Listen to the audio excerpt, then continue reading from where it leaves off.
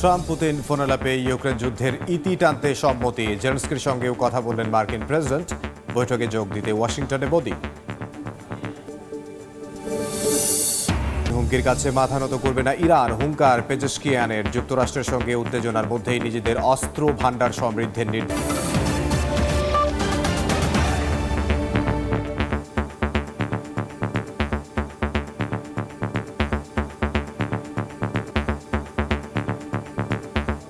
আন্তর্জাতিক সময় সঙ্গে আছে আমি ইমদাদুল হক। ইউক্রেন যুদ্ধ বন্ধে আলোচনায় বসতে রাজি হয়েছে রাশিয়া। বুধবার মার্কিন প্রেসিডেন্ট ডোনাল্ড ট্রাম্পের সঙ্গে প্রায় 1.5 ঘণ্টা ব্যাপী ফোনালাপ করেছেন ভ্লাদিমির পুতিন। দীর্ঘ এই আলোচনা ফলপ্রসূ হয়েছে জানিয়ে সামাজিক যোগাযোগ মাধ্যমে পোস্ট করেছেন ট্রাম্প। যুদ্ধ বন্ধের আলোচনা শুরু করতে সৌদি আরবে দুই নেতার বৈঠক হতে পারে বলে জানা গেছে। এদিকে পুতিনের সঙ্গেও কথা বলার কিছুক্ষণ পরই জেলেনস্কির সঙ্গেও ফোনালাপ করেন মার্কিন প্রেসিডেন্টের। আগে মার্কিন প্রতিরক্ষা মন্ত্রী পিট হেগসেথ বলেন, চলমান সংঘাত থামাতে ইউক্রেনের ন্যাটোভুক্তি কোনো সমাধান নয়। যুক্তরাষ্ট্র থেকে হাসানুজ্জামান সাকির রিপোর্ট। যুক্তরাষ্ট্র রাশিয়ার সম্পর্কের টানাপোড়েন বেশ পুরনো। দীর্ঘদিনের শীতল সম্পর্কের বরফ যেন গলতে শুরু করেছে। অবশেষে দীর্ঘ নীরবতার পর হোয়াইট হাউস আর ক্রেমলিনের মধ্যে আবারও যোগাযোগ শুরু হয়েছে। বুধবার রাশিয়ার প্রেসিডেন্ট ভ্লাদিমির পুতিনের সঙ্গে টেলিফোনে কথা বলেন মার্কিন প্রেসিডেন্ট ডোনাল্ড ট্রাম্প। দীর্ঘ 1.5 ঘণ্টার কথোপকথনের বড় সময় জুড়েই ছিল রাশিয়া ইউক্রেন সংঘাত প্রসঙ্গ। পরে ট্রাম্প জানান, ইউক্রেন যুদ্ধ বন্ধের আলোচনা শুরুর বিষয়ে একমত হয়েছেন তারা। রুশ প্রেসিডেন্টের সাথে আলাপের পর ইউক্রেনের প্রেসিডেন্ট ভলোদিমির জেলেনস্কির সঙ্গেও টেলিফোনে কথা বলেন ট্রাম্প। জেলেনস্কি জানান, যুদ্ধ বন্ধ ও শান্তি প্রতিষ্ঠায় একটি স্থায়ী সমাধানে তিনি মার্কিন প্রেসিডেন্টের সাথে কাজ শুরু করেছেন। আর ট্রাম্প বলেন, দুই নেতার সাথেই ফলপ্রসূ আলোচনা হয়েছে তার।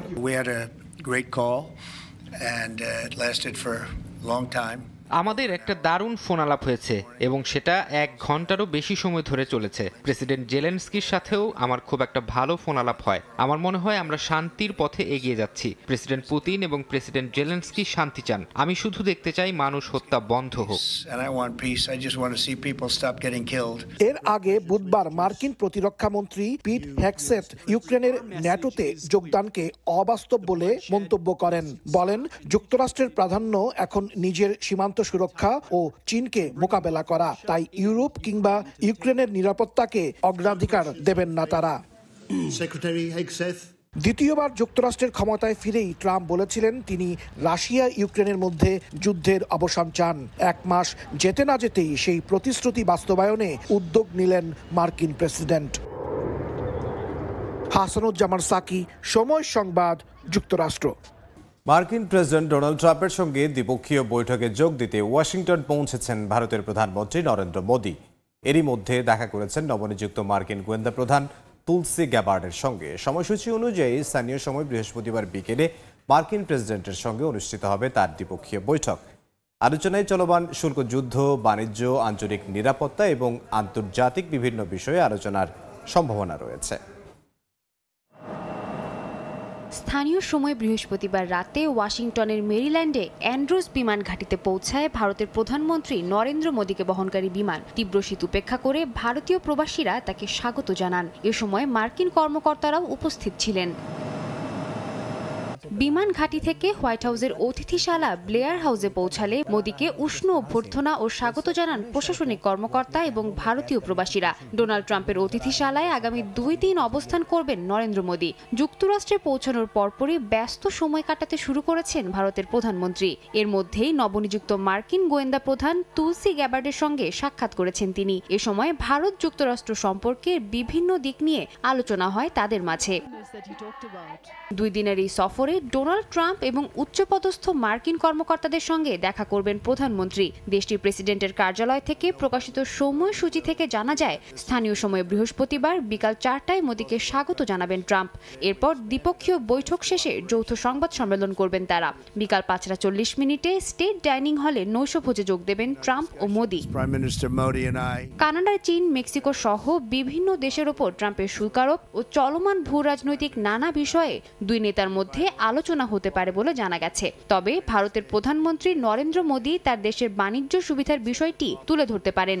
অন্যদিকে যুক্তরাষ্ট্র ভারত বাণিজ্যে ভারসাম্য আনতে মোদীকে মার্কিন পণ্য আমদানিতে জোর দেওয়ার সম্ভাবনা রয়েছে ট্রাম্পের। নরেন্দ্র মোদী আঞ্চলিক নিরাপত্তা ও দেশের স্বার্থ সংশ্লিষ্ট বিষয়ে গুরুত্ব দিতে পারেন বলে জানিয়েছে গণমাধ্যম। বিশ্লেষকরা বলছেন, ট্রাম্প এবং ভারতীয় জনগণকে একই সঙ্গে সন্তুষ্ট করা মোদীর পক্ষে কষ্টকর হবে।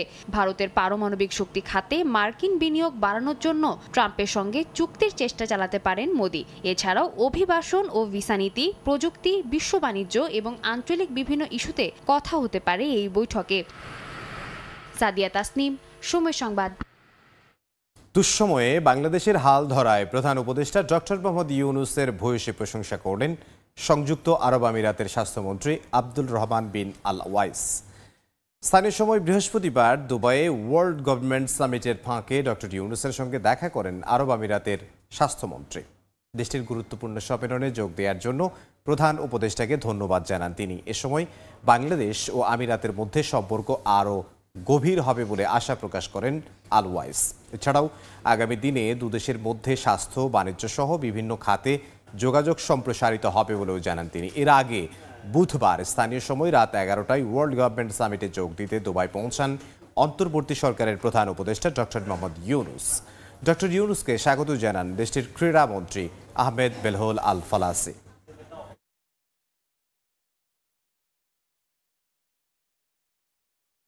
ইউএইর সাথে আমাদের সম্পর্ক যাতে আরো ডিপার হয় সেই জন্যই মিটিংগুলো হচ্ছে। তা অনেকগুলো ইস্যু তো আছে তাদের সাথে, আমাদের সাথে তাদের বিজনেস, ট্রেড, এগুলো সম্পর্ক বাড়ছে। আর এট দ্য সেম টাইম আপনি জানেন যে আমাদের ইউএইতে আমাদের ভিসা কিন্তু বন্ধ আছে। তো স্যার চেষ্টা করবেন যে এই বিষয়টা নিয়ে রেজ করতে এবং এই বিষয় নিয়ে কথা হবে। কমিউনিটির সাথে মিটিং তো আছেই। এবারের ওয়ার্ল্ড গভর্নমেন্ট সামিটের মূল অ্যাট্রাকশন হচ্ছেন প্রফেসর ইউনূস। উনি কথা বললেন। আর আপনি জানেন ওয়ার্ল্ড গভর্নমেন্ট সামিট ভারতের প্রায় এক যুগের বেশি সময় ধরে হচ্ছে, প্রতি বছরই হয় এবং এটা ইনক্রিজিংলি অনেক ওয়ার্ল্ডের টপ লিডারদেরকে অ্যাট্রাক্ট করছে। মার্কিন হুমকির কাছে ইরান মাথা নত করবে না বলে হুঁশিয়ারি করেছেন প্রেসিডেন্ট মাসুদ পেজেশকিয়ান। তেহরানের পরমাণু কর্মসূচি বন্ধ করতে ট্রাম্পের বোমা ফেলার মন্তব্যের কড়া সমালোচনা করেন তিনি। এদিকে ট্রাম্পের এমন হুমকির মধ্যেই নিজেদের অস্ত্র ভান্ডার সমৃদ্ধির নির্দেশ দিয়েছে ইরানের সর্বোচ্চ ধর্মীয় নেতা আয়াতুল্লাহ আলী খামেনি। গেল সোমবার মার্কিন গণমাধ্যমে সাক্ষাৎকার দেন যুক্তরাষ্ট্রের প্রেসিডেন্ট ডোনাল্ড ট্রাম্প। বলেন, ইরানের পরমাণু কর্মসূচি থামানোর দুটি উপায় আছে, আর তা হলো বোমা ব্যবহার অথবা কাগজে লিখিত নেয়া যে তেহরান এ ধরনের পদক্ষেপ বন্ধ করবে। ট্রাম্প আরও বলেন, তিনি চান বোমা মেরে নয়, বরং এমন সমঝোতায় আসা যাতে ইরানের ক্ষতি না হয়। মার্কিন প্রেসিডেন্টের এমন বক্তব্য নিয়ে এবার তীব্র প্রতিক্রিয়া দেখিয়েছে তেহরান। বুধবার স্থানীয় সময় সন্ধ্যায় ইরানের দক্ষিণাঞ্চলে একটি সমাবেশে কথা বলেন দেশটির প্রেসিডেন্ট মাসুদ পেজেশকিয়ান। এ সময় ট্রাম্পের বক্তব্যের কড়া সমালোচনা করেন তিনি। বলেন, যুক্তরাষ্ট্র যদি সত্যি আলোচনায় বিশ্বাসী হয় তাহলে এ ধরনের আগ্রাসী কথাবার্তা বলতেন না ট্রাম্প। আলোচনার কথা বলে ইরানের বিরুদ্ধে একের পর এক নিষেধাজ্ঞা দেওয়া হচ্ছে বলেও অভিযোগ করেন পেজেশকিয়ান। একই সঙ্গে ইরানের প্রেসিডেন্ট বলেন, কোনো হুমকির মুখে পিছু হটবে না তেহরান। অন্যদিকে মার্কিন প্রেসিডেন্টের হুমকির মুখেই নিজেদের অস্ত্র ভান্ডার সমৃদ্ধ করার পথে হাঁটছে ইরান। বুধবার দেশটির সর্বোচ্চ ধর্মীয় নেতা আয়াতুল্লাহ আলী খামেনি বলেছেন, দ্রুত সামরিক শক্তি বাড়াবে ইরান। ভাসমান বিশাল বরফখণ্ড থেকে 139 জেলেকে উদ্ধার করেছে রাশিয়া। বার্তা সংস্থা রয়টার্স জানায়, স্থানীয় সময় বুধবার ওখোটস্ক সাগরের পশ্চিম প্রশান্ত মহাসাগরীয় অঞ্চলে বিশাল বরফখণ্ড থেকে আটকে পড়া জেলেদের সফলভাবে উদ্ধার করা হয়েছে। তবে মোট 300 জন জেলে সেখানে আটকে পড়লেও অনেকেই মাছ ধরা শেষ না করে ফিরতে রাজি হয়নি। এরপর ওই 139 জেলেকে হেলিকপ্টার ও নৌযান ব্যবহার করে নিরাপদে উপকূলে নিয়ে আসা হয়। উদ্ধার হওয়া জেলেরা জানান, শাখালিন অঞ্চলে মাছ ধরতে গেলে মালকি গ্রাম থেকে ডোলিনকা নদীর মোহনা পর্যন্ত প্রায় 10 মিটার দীর্ঘ বরফ ফাটল তৈরি হয়। এতে সমুদ্রে ভেসে যান তারা। খবর পেয়ে তাদের উদ্ধার করেন সংশ্লিষ্টরা। আন্তর্জাতিক সময়ে ভালোবাসা দিবস উপলক্ষে জমে উঠেছে অস্ট্রেলিয়ার সিডনি ফুল বাজার। উৎসবের আমেজ চলছে দেশটির বৃহত্তম এই ফুলের বাজারে। বাহারি ফুলের পসরা নিয়ে বসেছেন দোকানিরা। ভালোবাসার মানুষকে চমকে দিতে কিংবা প্রিয়জনের মুখে হাসি ফোটাতে ফুল কিনতে বাজারে ছুটছেন অনেকেই। বাড়তি ক্রেতার ভিড় সামলাতে হিমশিম খাচ্ছেন বিক্রেতারা।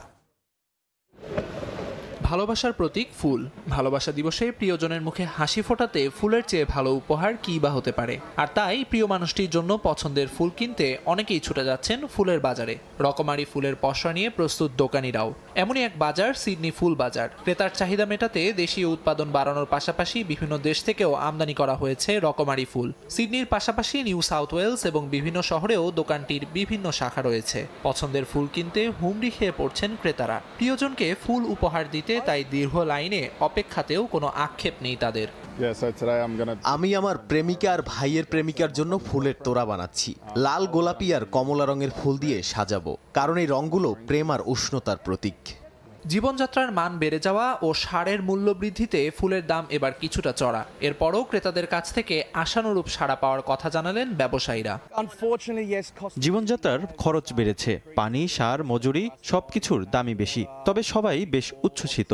দাম বেশি হলেও এবার ফুলের বিক্রি ভালো। তাছাড়া ফুল তো একটা আবেগের বিষয়, ফুল ছাড়া উৎসব অপূর্ণ। উৎসবের আমেজ বাড়িয়ে দিতে ব্যতিক্রমী এক উদ্যোগ নিয়েছে সিডনি ফুলের বাজার। কেনাকাটার ব্যস্ততার মাঝে কফি পরিবেশন করতে করতে ভালোবাসার গানে ক্রেতাদের মনোরঞ্জনের ব্যবস্থা করেছে তারা। আমিরুল ইসলাম আলিফ, সময় সংবাদ। আন্তর্জাতিক সময়ের শীর্ষ সংবাদ জানিয়ে দিচ্ছি আরও একবার। ট্রাম্প পুতিন ফোনালাপে ইউক্রেন যুদ্ধের ইতি টানতে সম্মতি। জেলেনস্কির সঙ্গেও কথা বললেন মার্কিন প্রেসিডেন্ট। বৈঠকে যোগ দিতে ওয়াশিংটনে মোদি। এবং মার্কিন হুমকির কাছে মাথা নত করবে না ইরান, হুঙ্কার পেজেশকিয়ান। এই ছিল আন্তর্জাতিক সময়ের। সঙ্গে থাকুন সময়ের।